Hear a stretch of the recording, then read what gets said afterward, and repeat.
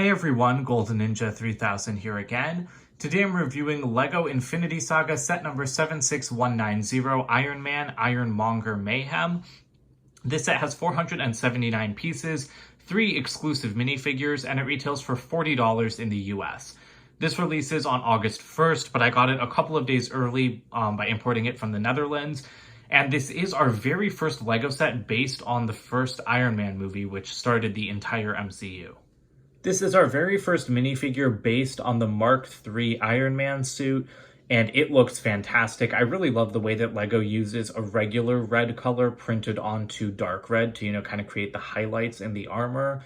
The gold printing on the legs is very nice, and that even goes down into the toes. Well, not the gold, but just the printing in general. And this is really nice because if you regard the Mark II, if you regard the prototype armor that came in the 2020 Hall of Armor set as the Mark II, we now have the 1, 2, 3, and 5. I don't remember what the Mark IV was, but I mean, it's really nice because now I feel like we have all of Tony's original Iron Man suits, because this was his first red and gold one, so it's really nice to finally have it in LEGO. The mask has a little bit of printing up top with just those couple of bolts showing. That's nice because I feel like that detail wasn't really necessary. And it's very nice to see, an Iron Man helmet back with those white eyes instead of the blue that you find on the more recent ones. And he does have some great back printing as well. Underneath, he's using that same heads-up display face that he's had since 2018, but as LEGO's been doing with all of these Infinity Saga sets, they do include a hairpiece to use on the alternate face. And I always forget to show the hairpiece in the minifigure section, but there we go. I'm really glad that LEGO includes those. It's a really nice little addition. You do get an entire pack of Power Burst pieces in this set as well, including one of those new stands, which again, I just really love that piece. And this looks great. I always love it when LEGO includes Power Bursts. And they do even include a whole other assembly. So if you don't want to have, that little splat coming out of his right hand, you can just take that off and then pop this one on. So it's nice that LEGO, gives you those couple extra pieces to actually make it a proper assembly and just switch it out depending on what you want to see. Here's Pepper Potts. This is our first Pepper minifigure since 2013, which is kind of crazy to me, although we did get 2 versions of her suited up in 2019 and 2020 as the MCU's version of Rescue and the comic book version of Rescue. I like her torso here. It is new, and this is accurate to what she wears in the movie. She's just wearing a black suit. She has unprinted legs. There's not much printing you could do anyway. And she's using this exact same face that she's been using for the last couple of years, which really annoys me because this is a face for teenagers. This was made for Karina Smith in the Pirates of the Caribbean Silent Mary set, and in the years since, it's been prominently reused on Hermione. And I am just sick of it because I do not think this face fits Pepper at all. Pepper has now been in at least one set for 3 consecutive years, and LEGO should have just made her a new face print back in 2019 with her own heads-up display, just like Tony. That would be out of place here, but at least she would have one face that was actually dedicated to her, and she wouldn't look, like whatever, 18-year-old pretending to be a grown woman. Here's Obadiah Stain. This is the very first time we're ever getting this character, and he looks great as well. His torso is not new. That is a reuse from the Disney train set, but I think it fits him pretty well. If anything, I just think that gold chain looks a little bit out of place, but he looks pretty good, and I love his face print. It looks appropriately evil, and it's got a lot of nice detail in the beard. Of course, he doesn't have an alternate face, but he does have a tiny, tiny amount of back printing. Before we get to the larger build, we do have this small side build, if you can even call it that. It's just a crate with a very nice printed keypad. I don't think I've seen that particular print before. But inside, you just have a bunch of extra ammo for, the weapons on the Ironmonger mech. And that's actually a very nice way to store it because I kind of hate it when LEGO gives you so many extra studs and you've got nowhere to put them. After years of this set being on everyone's wish list, we finally have a proper LEGO Ironmonger. This isn't like a big fig like I think it was in some of the Marvel games. This is like a full, completely built up mech. Now, the disadvantage of that is that it is ridiculously oversized. Like, the Hulkbusters have always been oversized in relation to, minifigures. That's fine, that's LEGO proportions. But this thing is not supposed to be the size of a Hulkbuster, so if you take the Iron Man minifigure and you just put him like right between the Ironmonger's legs, I think in the movie, the Ironmonger is probably about like that height compared to Iron Man. Like right like at maybe a little bit above the knee of this mech. So this is definitely massively oversized, but honestly, that is not a drawback for me. I know that that's a deal breaker for a lot of people, but I think that this is just a fantastic build, both in functionality and appearance. I love all of, like the hydraulic arms and like the tubing and everything going on. It's just incredibly detailed for, a regular Lego set. And so I don't care that it's so oversized. So starting down at the feet, we do have some stickers on the legs over here. The color scheme of this thing is like dark gray mixed with light gray, mixed with some black, mixed with gunmetal gray. It is kind of, a chaotic color scheme, but sorry, just trying to push that piece down there. But I mean, I think it looks really good. The gunmetal gray blends in well with the dark gray. It's not overused. And I think like, the colors are balanced out pretty well. You do have a lot of detail in the legs, although sadly there are not movable knees.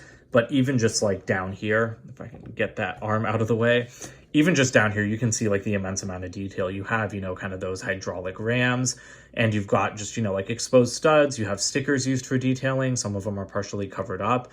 And so I really like the look of this thing because it looks armored, it looks heavy, and it looks like it could really destroy Iron Man if it punched him.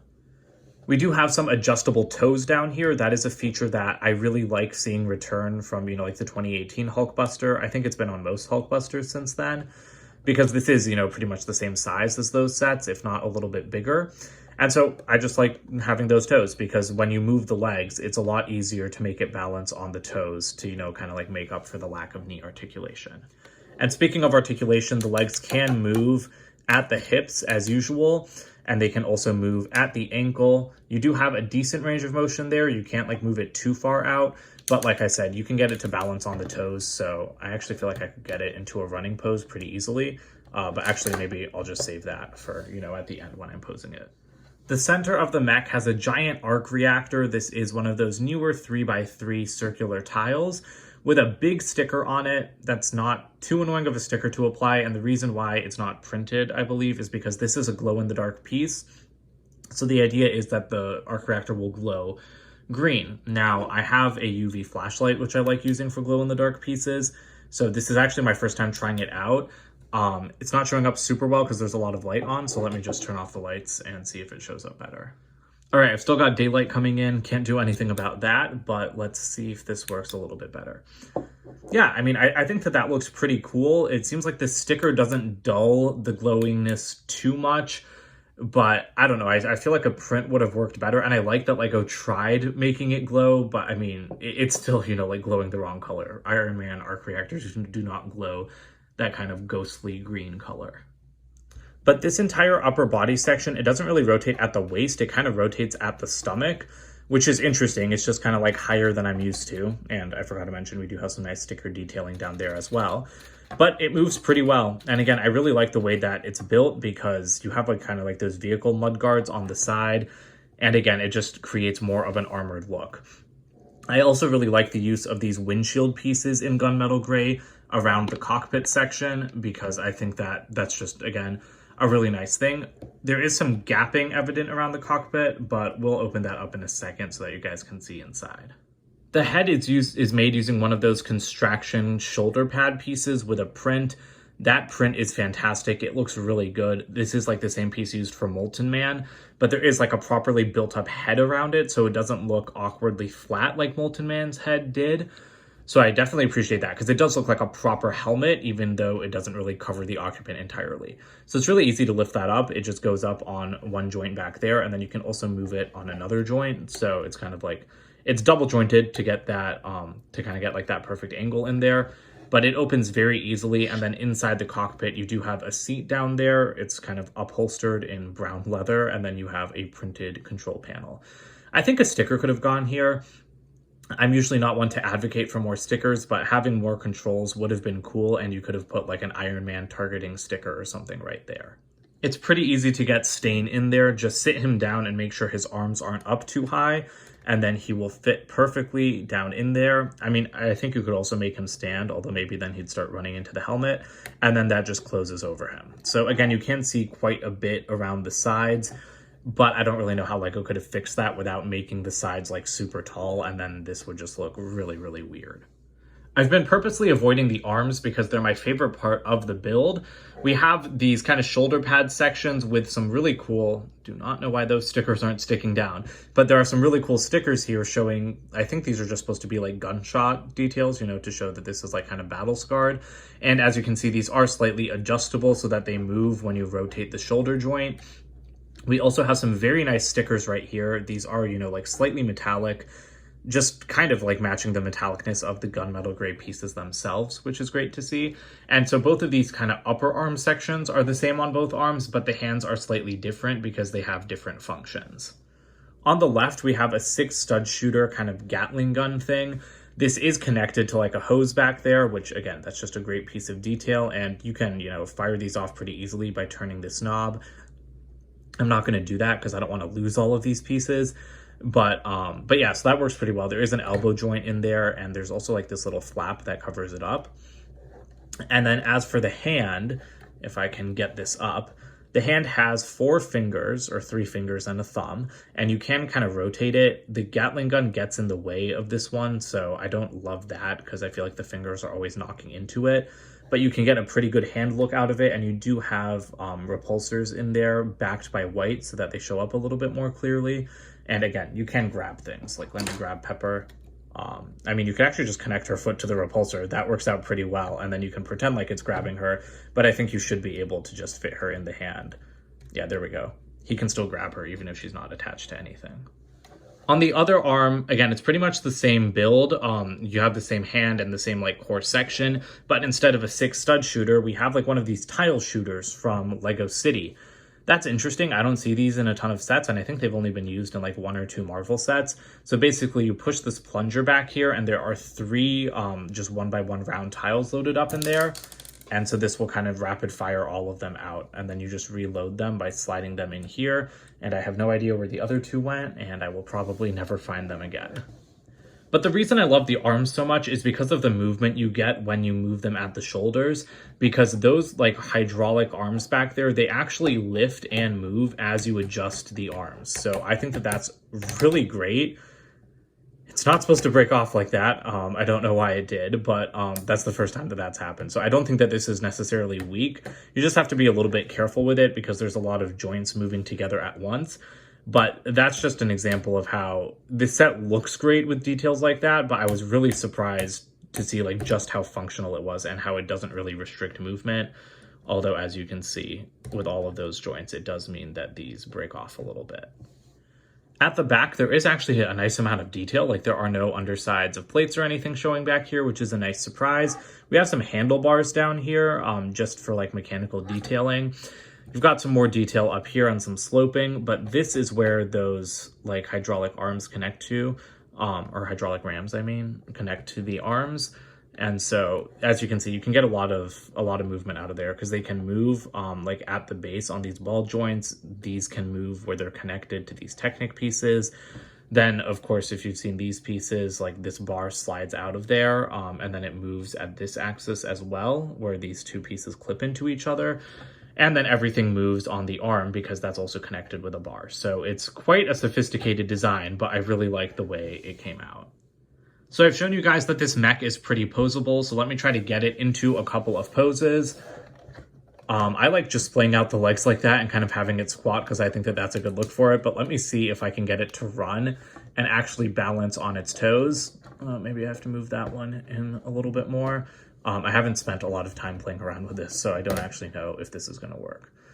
All right, there. I mean, we kind of have it running. It is falling back a little bit, though. That one, it's like, this is like trying to do the splits. Yeah, this is not going to stay up like this.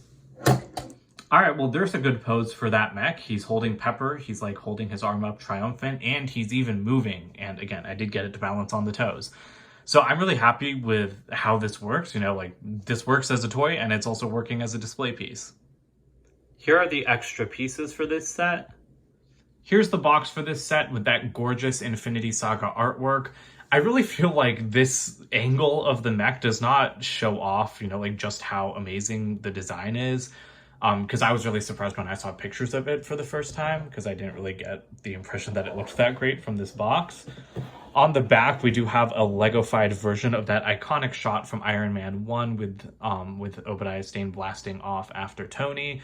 And it does show off a couple of the functions, but I mean, not even all the functions, because it doesn't even show you that you can use that kind of like rapid tile shooter. I didn't know that it had a rapid tile shooter until I built the set, so that's kind of odd.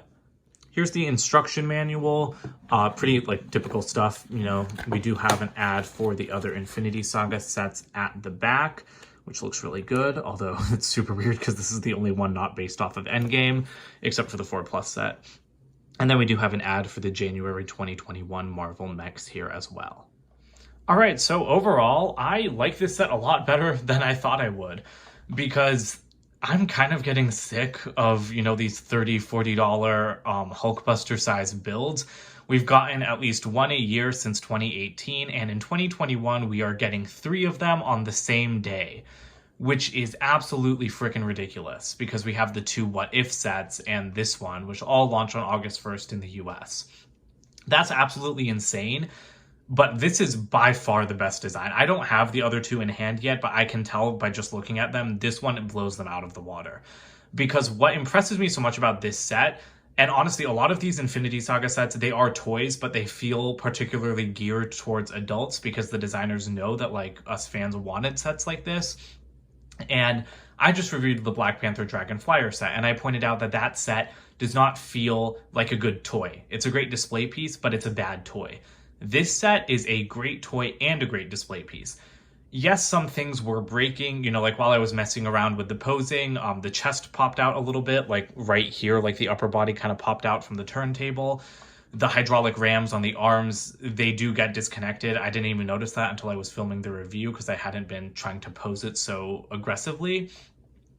But those aren't deal breakers to me because it's really easy to fix the hydraulic ram thing, you know, like it like just slides right back in place. You can kind of catch it if it's in the middle of breaking. And again, it looks fantastic. I love all of the mechanical and armored detail on this thing, and I love how those hydraulic rams actually work. So I'm not going to complain if they break something off because I'm just so impressed that they actually work. So I really love this set. It's a great display piece. It is great for play. I think my only complaint about it is that it's oversized, but whatever at this point, all of these things are oversized.